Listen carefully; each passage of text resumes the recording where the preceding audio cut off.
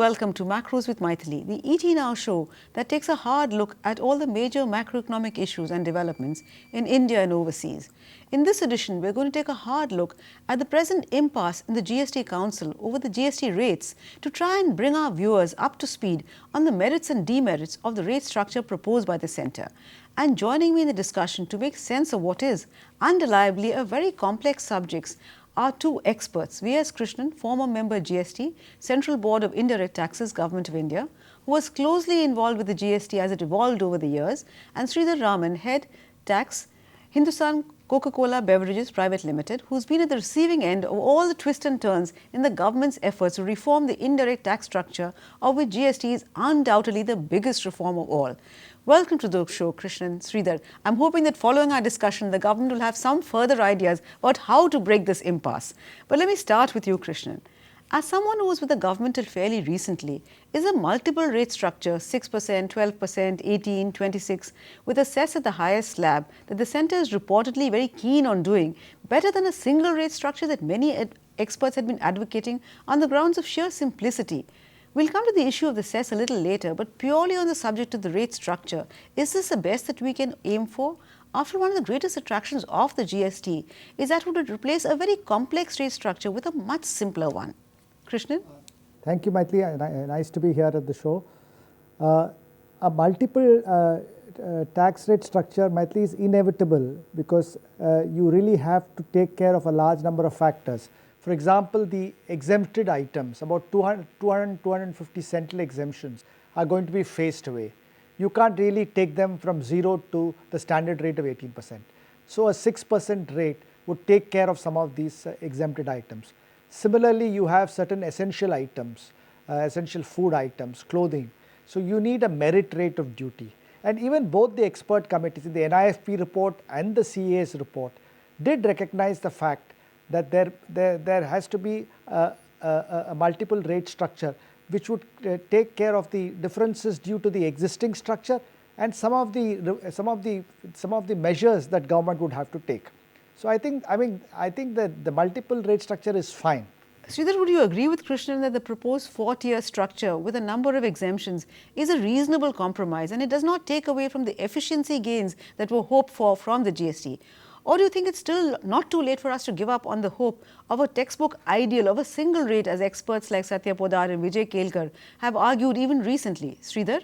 I personally feel I would agree with Mr. V.S. Krishnan, and a multi-rate structure, given the varying needs of the Indian economy, the current state of affairs where we are in economically and industrially, is inevitable.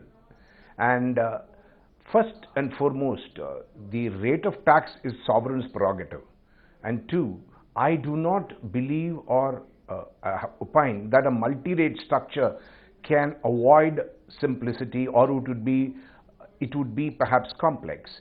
All that we really need in the multi-rate structure, which is a real backup plan, is a clear classification with no ambiguity. If we are able to achieve that, we can avoid the disputes on classification. So I do not per se think a multi-rate structure would lead to a classification dispute. And finally, considering the fact that in 2011 also, when certain items which were exempted prior to that regime under the central excise law was also made excisable with a standard rate option of 1% without SENVAT and a 5% with SENVAT, which ultimately became 6%. Now the larger issue is that also was not moved from exempted one to the mean rate of SENVAT. It was moved to 6% and it continues at 6%. So given that history, I think moving the exempted list balance items to a reasonable level would be the first option, rather than taking all the group of items into one slot, which is the R&R. So addressing the whole situation, I feel a multi-rate structure may not be the most optimal solution, but given India's current condition and the rate and the demands of trade and industry, is the best option. Okay, well, simplicity and tax seems to be a long, big wish list. But let me now move to what seems to be the biggest sticking point as far as states are concerned, cess. Now that you're no longer with the government, Krishnan, I'm sure I can count on you to give me a very frank and informed opinion. The very purpose of levying the cess is presumably because the centre is apprehensive that it will not be able to honour its commitment to compensate the states for any loss of revenue, and so it wants to beef up its tax kitty. But given that GST was supposed to hugely add to your tax revenues in any case, both direct as well as indirect, why is the centre doing something that goes against the very grain of GST by imposing a cess that cannot be set off as an input tax credit and it breaks the entire GST value chain? Mythili, I think this whole idea of cess comes from a revenue pessimism about the prospects. I think they grossly underestimate the buoyancy effect of the GST design. Now, in my view, the cess is a bad idea because, first of all, I mean, it is far better to have a rate structure which will allow states a share of the tax, so that buoyancy with the state revenues is ensured, so that it would obviate the need for a compensation cess per se. So, I think that it is possible to have a rate structure which can do many things, including revenue buoyancy, and minimize the need for a cess, which ideally should come out of the regular budget, and you should not allow the cess, the cess compulsion to really vitiate and distort the GST rate structure. The GST rate structure must be independently thought of, independent of the cess compulsion. I would in fact broadly suggest, Mythili, a structure of exemption 5, 10 and 20 and 40 with standard rate of 20 instead of 18 to shore up the revenues, and not have the cess at all as part of the rate structure. So, you would advocate a top rate of 40%, if I understand you right. Yeah. Is it Krishnan? Yes, a demerit rate of 40%, which would give the states a 20% share of the revenues. Okay. Sridhar, I don't know whether you agree with Krishnan on that, and I also know that you feel very strongly on the cess issue, because if I remember right, your angst was partly on the grounds of principle of how a cess goes against a very basic principle of GST as a tax that subsumes all the cesses and surcharges. You were also concerned that this cess should not open the door for other taxes that are currently outside the GST, making a backdoor entry.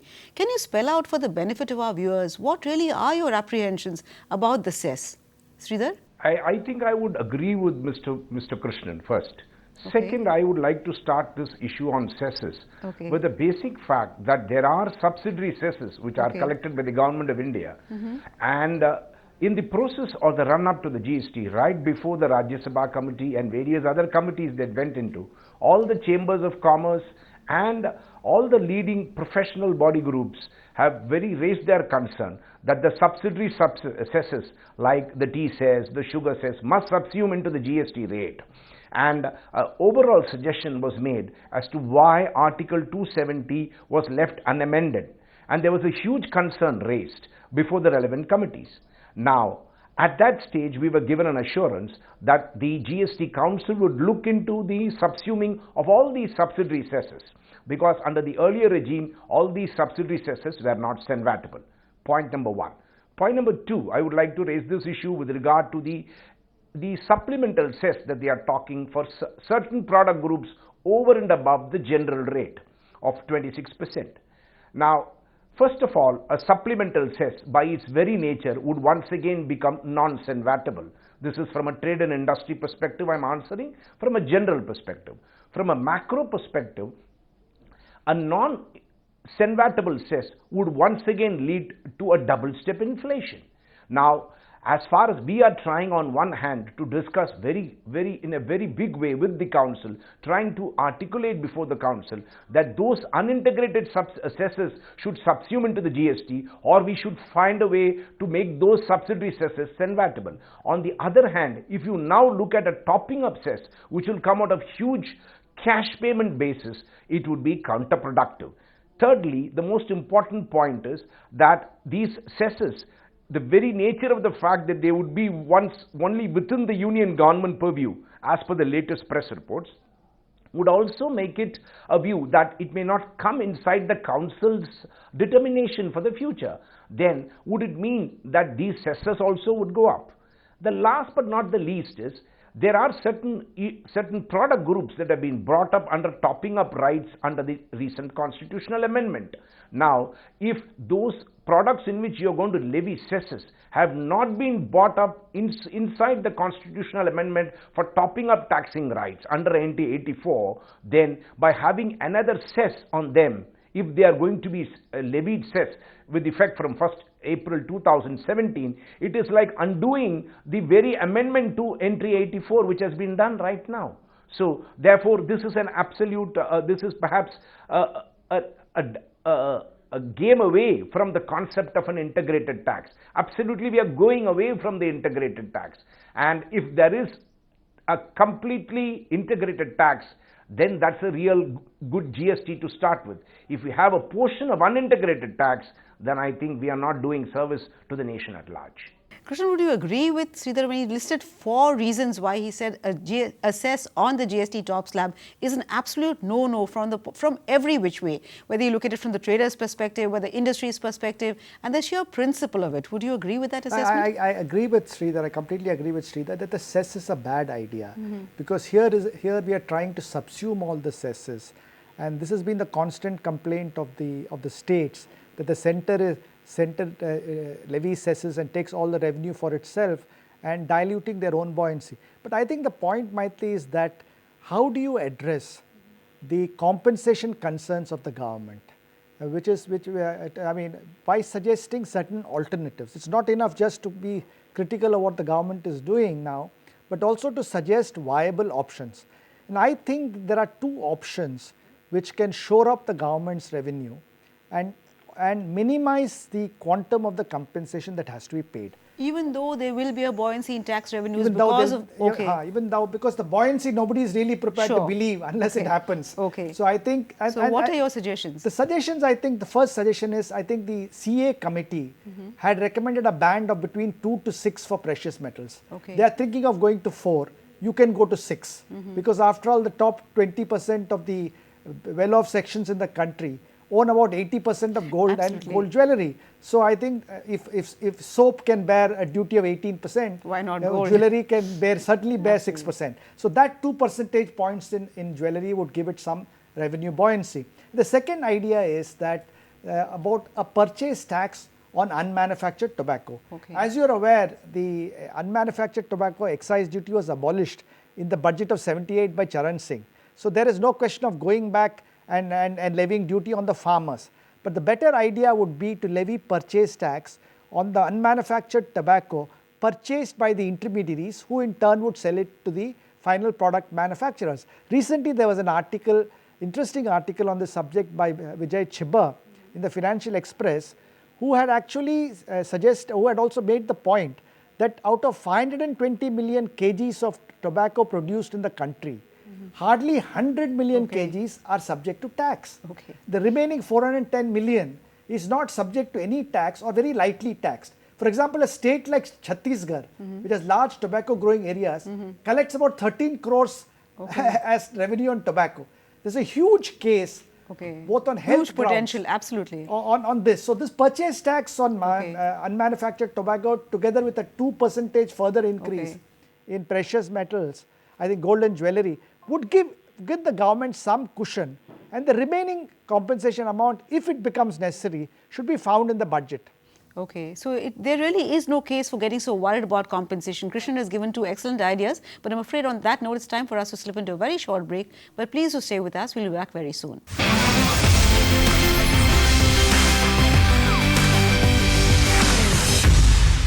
Welcome back. You're watching Macros with Mythili, and we're discussing the impasse of the GST Council and what are the possible ways of getting over that impasse with 2 experts, V.S. Krishnan and Sridhar Raman, both of whom have given excellent ideas that I do hope the GST Council and the Centre will seriously consider. But Krishnan, I wanted to ask you, what is the logic of having 2 standard rates, 12 and 18%? I know many essential items, as you said, are currently exempt from central excise, and since you can't suddenly start taxing them at a high rate at say 12% without hurting the poor, you you may need a 6% rate. But can't you club all the other merit goods other than essentials and levy a single tax rate of say 16%, and that would do away with endless disputes over classification, which good goes in which slab? Because if I remember rightly, the issue of whether coconut is a fruit or a vegetable had gone all the way to the Supreme Court. So why have two standards rates, Krishnan?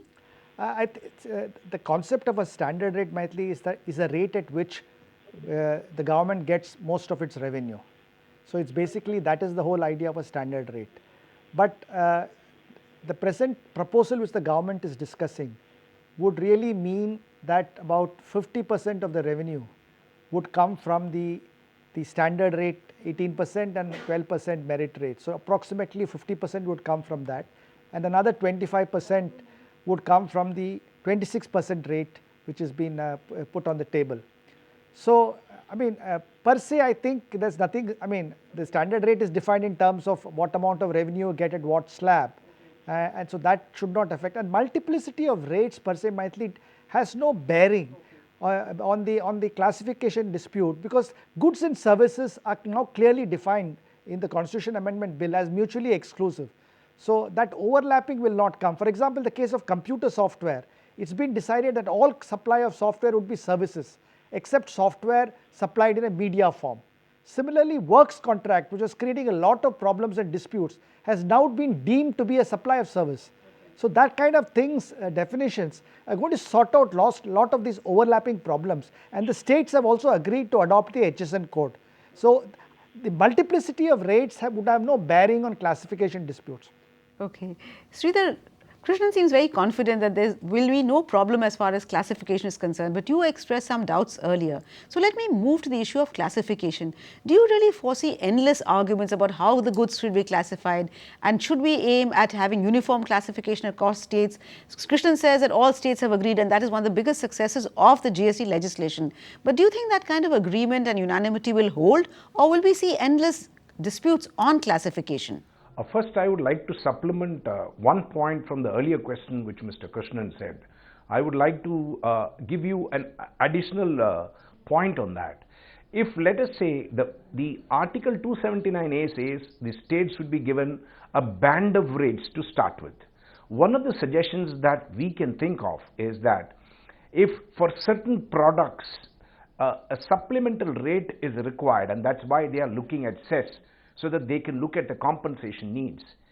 For that product group, can't they look at a larger band? Is that not a wider solution?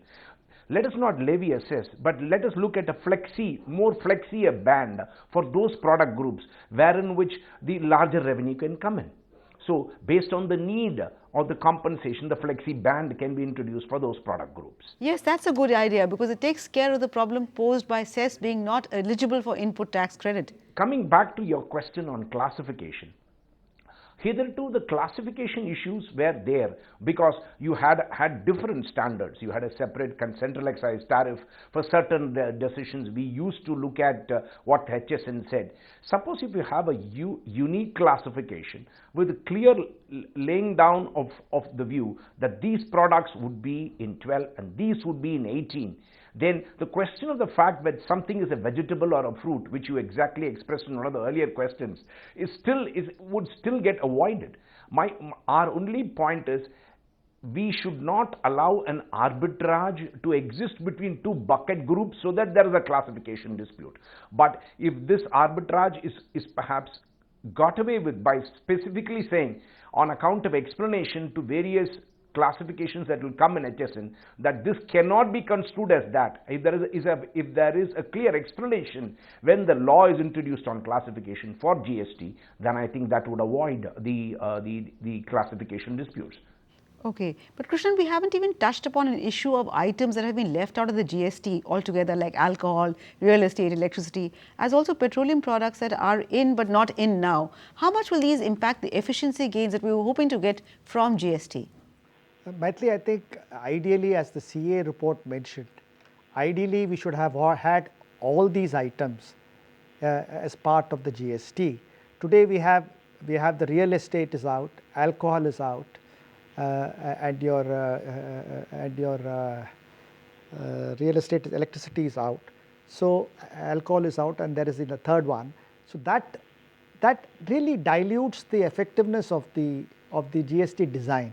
If, for example, you had real estate, if stamp duties were to be subsumed in the GST and you had real estate as part of the GST, there would have been a unique opportunity to clean up the land market, the factor markets which are now which are generating black money income. There's a huge opportunity there. But I hope that as we go along and the GST sort of settles down and the revenue gains are consolidated, then we probably could look at inclusion of more items in the GST. Would you agree, Sridhar, that we could think in terms of inclusion of more items, and this kind of treatment takes away from the benefits of GST, Sridhar? I feel if petroleum is bought in at an appropriate stage, okay, as decided by the council, they have more wisdom than MNDA has put together.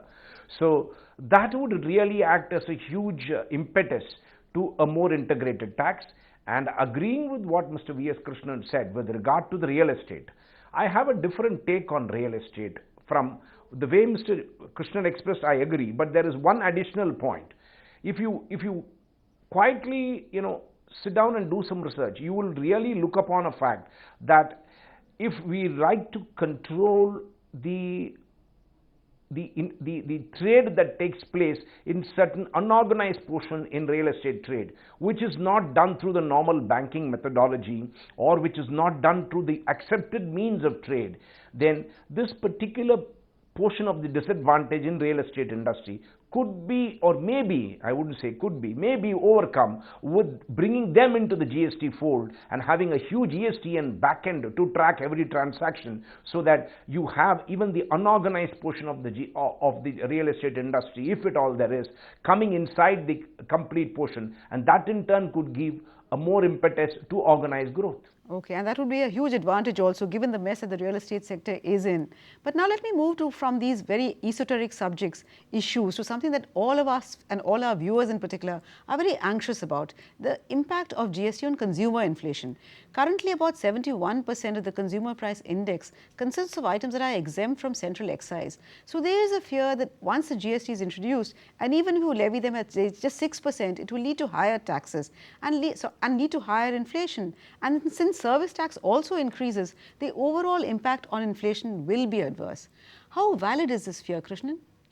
Mythili, I think the council is acutely aware of the impact of GST on inflation.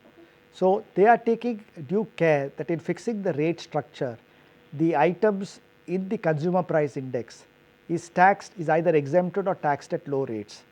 And as the finance minister himself mentioned, about 50% of the items in the CPI list are outside the GST net, and a further 25% is at the merit rate. Now, my suggestion which I have made is that if you were to go for a 5, 10, 20, 40 rate structure, in fact, compared to what's on the table now, there would be a further reduction in the rates of duty. For example, 6 would go down to 5 and 12 would go down to 10. So there would be really a boost in that area also. And then the second point is that if, for example, you had a rate at 26 could be brought down to 20, then you also have the aspirational middle class which wants to buy consumer goods also getting the benefit of a 6% reduction in the incidence of duty. These are highly price elastic items, and at lower price points you can widen the market for these items. So I think this kind of a rate structure would be more pro-poor, anti-inflationary, and also pro-aspirational middle class. Okay, sure, that would be very welcome, but I guess a discussion like this could really go on forever. But since we have only limited time, I'll have to call this to an end. What is very reassuring is that both of you feel inflation will not be a big issue. You've also made some excellent suggestions that I hope the GST will consider. Thank you so much, Krishnan and Sridhar, for joining me and demystifying some of the complexities of a very complex tax system. Thank you also for watching. Remember, we'll be back next week with yet another edition of Macros with Mythili. Till then, it's thank you and goodbye from all of us at ET Now.